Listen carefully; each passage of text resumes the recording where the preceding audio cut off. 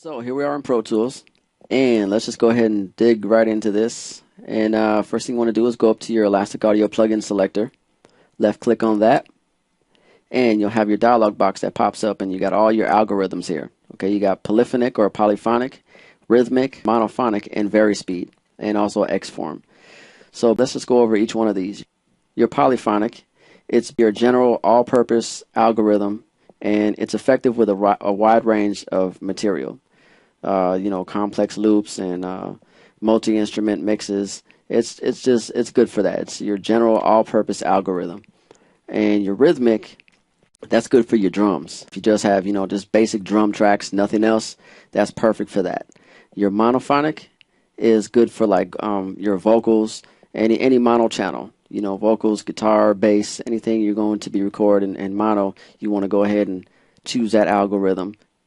And your vari-speed, which is my favorite, that works like a tape player. And basically what that does is, when you speed it up, it raises the pitch of the file. When you slow it down, it drops the pitch.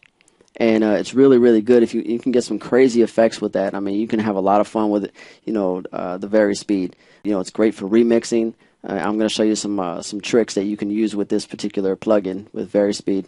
And your X-form, when you manipulate an audio file with any kind of time compression, when you export it using X-form, it's going to render the file in the highest audio quality. You'll get the best quality when you export your file using X-form. Okay, so that's what that does. Okay, so one of the first things we're going to do here is we're going to learn how to conform the tempo of your WAV file to the tempo of your session file. So I'm going to set my session tempo to about 154. Okay, now playing this loop back, you can tell that it's not 154 beats per minute. Okay, that's probably around 120, 125, something like that. Okay, so the way you want to do that is first you want to make sure your Elastic Audio is turned on. So go up to your double arrows right here, left click, and then go down to your polyphonic or polyphonic, and we're going to go through each one. And this is a drum loop, so it would work best with the rhythmic, but we're going to do polyphonic for now. Okay, and as you can see, that kind of blanked out for a minute. And what that does, when you turn your Elastic Audio on, it scans the file, okay, and then it adds these transients or these warp markers. If you go to warp view here, as these warp markers at each peak of your file. Pretty much each peak, it's about 100%. And we're going to deal with that in a future session. So for now, let's just go back there. And as you can see, I added the Elastic Audio, and it sounds exactly the same. Nothing's different. We haven't done anything to it yet. So now, if we want to conform this drum loop to the tempo of our session, what you want to do is you want to right click on it and then go down to conform to tempo. And as you can see, it shrunk it down a little bit and it made the file faster. So if I push play, there we go. And likewise, let's bring it up some more, select it, right click, conform to tempo, play. And the same thing if you go slower. And this is the long way to do it, just so you know. And also, when you do it like this, you're pretty much on lockdown to whatever you set your tempo to. So if I want to make it slower, it's not going to go anywhere. It's not conformed to the tempo. It's set to the tempo that we selected. So the way you want to fix that is go right up above your Elastic Audio here, this little blue dot. You want to left click on that, and it'll say samples and ticks. And you want to select ticks. Okay, so now when I push play and I play around with the tempo, you see it speeds, it slows it down, speeds it up.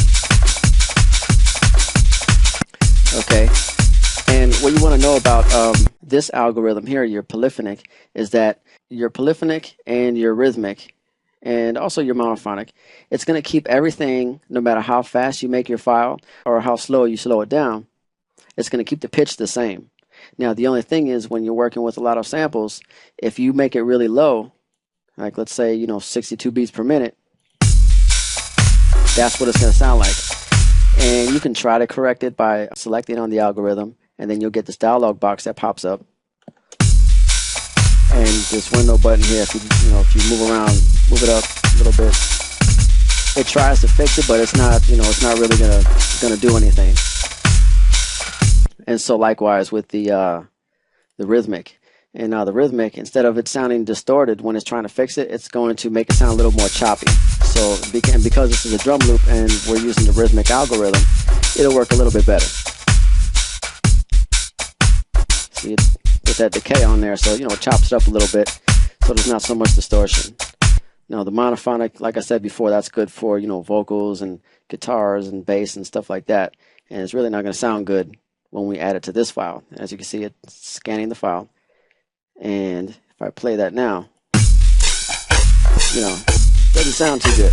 But maybe you like that. Maybe you want to go ahead and just add some kind of crazy effect to it. I mean, music is limitless, so get creative with it. But now my favorite is the varispeed, because now no matter how fast you go or how slow you go, it's not going to sound distorted.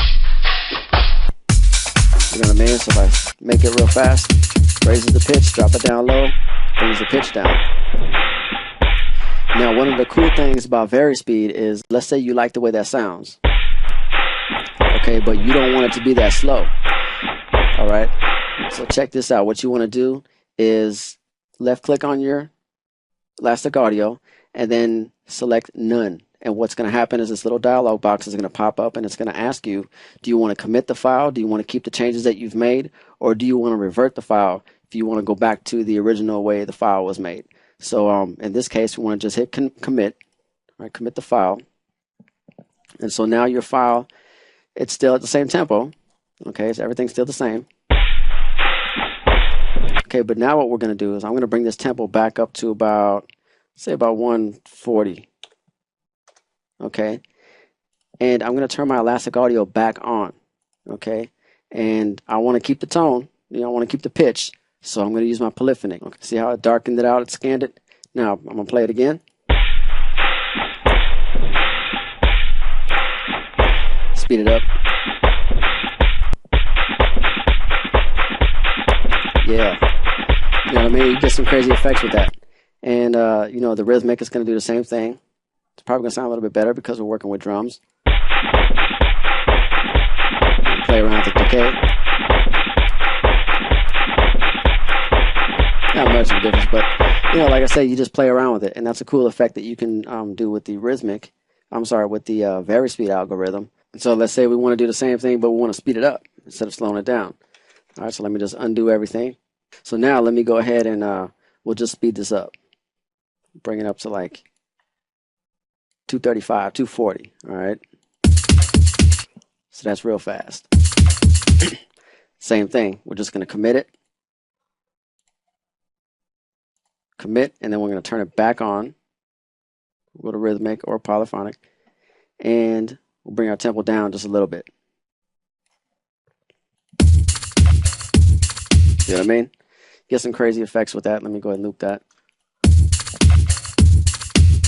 And that's one of the many ways you can play with the varispeed function, and that's my favorite. I mean, you can just create a lot of really cool effects with that.